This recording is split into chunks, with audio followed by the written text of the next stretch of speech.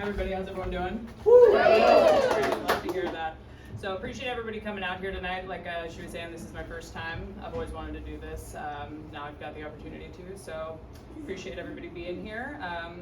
Feel kind of bad for everybody here because I'm not gonna lie, I'm a slightly problematic person. Not like super pleasant to be around. People would never say I'm fun at parties, and some of you might be thinking, no, you're just being hard on yourself. You're gonna believe me by the time I'm done. I can blame it on a lot of things because that'd be easier than taking personal responsibility for being as unpleasant as I am. I'm not gonna do that. So. I could blame it on my father, who's a violent alcoholic. Probably why I'm up here right now. Most comedians probably had some interesting childhoods growing up. I could blame it on my brother, who's a violent misogynist, even though he has 3 sisters. One did pass away last year though, so one down is a good start. Those are his words, not mine. I'm just prepping you guys. I would never say that. That's, like I said, he said that. My other sister, the one that's still alive, just to clarify, she lives with me, and she has for the last 6 years, and she does not leave her room unless she wants to watch a Disney movie, which sounds a lot cuter than it is because she's 30 years old. It's fun, but we're like, all right, let's watch something that's not animated one time, please. I was misdiagnosed as bipolar 10 years ago, so that was fun. I love telling people that. Everybody usually shies away when you say the word bipolar, but I got re-diagnosed about 9 months ago.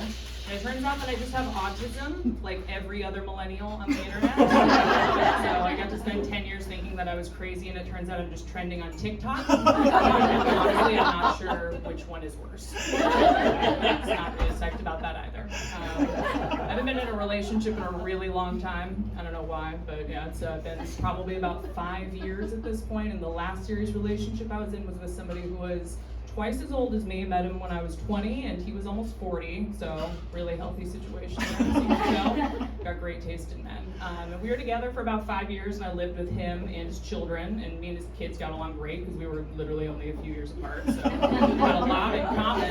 But one day, like I said, got great taste in men. And one day he just woke up and kicked me and the dog out with absolutely no warning at all, no reason, which I was making that up, but that is totally true. And honestly, the worst part about that whole situation was that it was his idea to get the dog in the first place, and then he didn't want the dog anymore, or me, which again, that's understandable, but the dog, I mean, come on. And so we had decided to get this dog, and his whole thing, because he was a fisherman, was that he wanted to get a swimming dog. So naturally, we got a standard poodle, because that's what everyone thinks of when you think of a swimming dog, right? So I get to walk around the streets of Seattle now with a 70-pound standard poodle and have people say, you know, you really should have adopted instead of shopped. And I'm like, I'm literally a single mother doing the best that I can. His father abandoned us, and he acts out constantly because he misses his father, and I have to remind him every single day, Daddy's not coming home, and I'm all you have. So I'm trying to perk up a little bit. Yeah. So again, like I said, not super pleasant. Don't like a lot of things that other people like. I pretty much only like problematic or universally disliked things. Have my whole life. Like, favorite animal since I was a little kid has been spiders. My mother, who's in the crowd, can attest to this. I love spiders. Any spider fans in the house? I was not expecting that. All right, cool. That's great. I love that. That's awesome. They eat other bugs. Thank you. Yeah, exactly. And they're cute. I like them. Yeah, I like them a lot. I even worked with them professionally for 5 years, actually. I worked in an exotic pet store, so I got to take care of tarantulas and spiders, and I always love trying to talk to people about this, and I always say, think of any kind of spider you can, and I probably raised one, and I get the same answer every time, which is, I can't think of a single kind of spider, and please stop talking about spiders. Everybody likes to hear my spider stories. I know it is sad. I love them, but it's fine. I'll just keep that to myself. Just put that in and bury it deep. I also love baseball. You can probably tell by looking at me, I used to play softball. So, and who is the baseball team that my alcoholic father shoved so hard down my throat that there was almost no room for the inferiority complex that he instilled in me? The New York Yankees, guys. Yeah. I don't know if you guys know this. Being a Yankee fan in Seattle is like being a social pariah. Everybody hates them. My very first Yankee game, I was 8 years old, and I remember walking out and getting called Yankee trash by a grown man.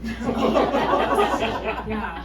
Villains are not born, they are created, and I am living proof. So I relate to the Joker more than I probably should. That same father was a radio DJ for 20 years, so he also instilled a love of music in me, which sounds good, right? Not so much. For the last 10 years, my favorite artist, because of being drawn towards problematic people, has been Kanye West. Yeah, seen him live.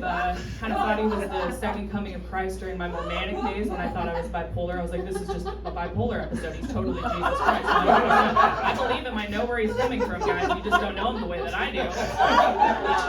And everybody knows that. Everyone knows how much I love him. So during this last year or two, when he's gone really, really off the deep end, even for me, I've had people ask me, they're like, you don't still listen to him, you don't still support him. I'm like, I don't support him, but obviously I still listen to him. I started with my generation, I'm gonna still listen to him. I just block him on Spotify when other people are in the car so they don't see him come up on shuffle. Explain that to strangers. Yeah, sorry about that. And movies are probably my all-time favorite thing. I'm a huge fan of film. All my tattoos are references to film. Nothing brings me more joy than watching movies. And some of you might know where this is going, but my favorite actor, again, not making this up, Kevin Spacey's been my favorite actor. Always liked him. I've had a crush on him since he was a grasshopper in A Bug's Life, which also makes sense that I like Republican men because he was a dictator in that. I really got me going as a young freak. I really liked him as that grasshopper. Him and that elf with the dreadlocks from the Santa Claus. But we'll be here all night if I start talking about Bernard, and I don't think any of us have time for that. So I'm going to move on from Bernard. But again, just always loved him. And I know, right? It's hard. And then he's making a comeback, or he's trying to make a comeback right now, guys. He's coming out with some new movie next year. And I'll just say this in front of an audience. If he comes out with anything new, I promise not to watch it with anybody else. By myself, because my spacey time is private, and that's my me time. So I'm not watching that with anybody else. But movies, yeah, like I said, movies, favorite thing in the whole world. Love watching a lot of movies. The best way that I can connect to a stranger or new coworkers by asking them, what's your favorite movie? And I always have to lull them into a false sense of comfort by saying, there's no right or wrong answer, just tell me what it is. And we all know that's not true, because there's a lot of wrong answers. There's a lot of wrong answers to that question. It's probably not the movies that you're thinking of, because my generation, I'm a millennial, we have things that we like to call red flag movies. And they're mostly movies that incels like, is what they say, and I'm basically turning into an incel every single day because of how long it's been since I've been with somebody. So maybe that's why I like these movies. But those movies are movies like American Psycho, Joker, Fight Club, those kind of movies. I love those movies, and I don't know if it's because they're good movies or because I haven't been with somebody in so long. But either way, I love them. I kind of understand where they're coming from. Those aren't red flag movies. Those aren't red flag movies. Red flag movies are movies that people say that they like to sound smarter than they actually are, and I can tell that they're lying when they say they like these movies. Like, red flag movies to me are movies like, it's a hot take, but Lady Bird, I think that movie was awful. It was so stupid, it was really boring, and if you say you like it, you're just trying to sound deep, and I don't believe you.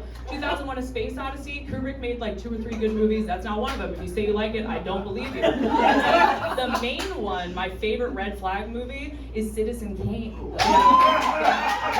Thank you. I've told people to their face before when they say Citizen Kane is my favorite movie, I say, no, it's not.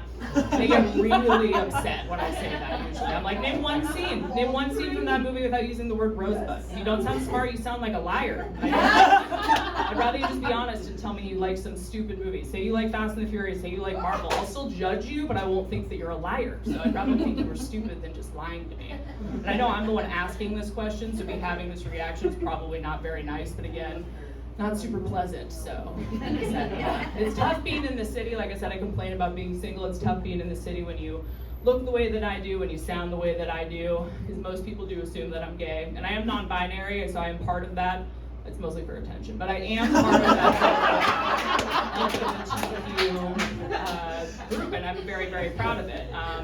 And there's nothing wrong with being lesbian. I'm just not, and men usually aren't like super into my whole like fist bump talk about baseball thing. They're usually just like, oh, she's not on my team, and then I'm like, it's they actually, and then they're like, okay, I don't want to talk to you anymore. It's so weird. I don't know why I'm still single. And I fought for gay rights really hard. I'm 33, so I was the president of my Gay Straight Alliance when I was in high school, and I went to a lot of protests for gay marriage when I was in my early 20s, and part of me kind of wishes I could go back and be like, maybe just like try and distance yourself slightly from that, because it definitely rubbed off on you a lot. It's it's great. There's nothing wrong with it. I have a lot of friends that are lesbians. We got a lot in common. We do not have a lot of the same interests, though. I gotta tell you, I hate hiking. I don't drive a Subaru. I hate sad indie girl music. I like Kanye West, so obviously I don't like Mitski and Phoebe Bridgers.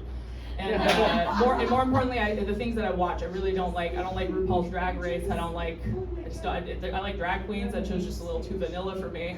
I like House of Cards so that I can watch Kevin Spacey and Escape, which is when he plays an old, balding, bloated Republican, because that's my type, and the only chance that I have of getting with an old, balding, bloated Republican is if I look like his daughter that doesn't talk to him anymore because he voted for Donald Trump, which, again, we'd probably be into that. So, yeah. He has a daughter that looks like a mix between Harry Potter and Gypsy Rose, and I can really get in there and end this dry spell. Can end this dry spell of mine one of these days. I appreciate everybody listening and being so responsive, because my therapist broke up with me recently. She was like, "You're doing fine. I don't think we need to see each other anymore." And I'm like, "I think you just don't want to talk to me anymore." So I appreciate that, but I will leave you guys all with this. If any of you have a father you don't talk to anymore because he voted for Donald Trump, can I please have his number? I've been a really, really good stepmom. Just please don't kick me in the dog out again.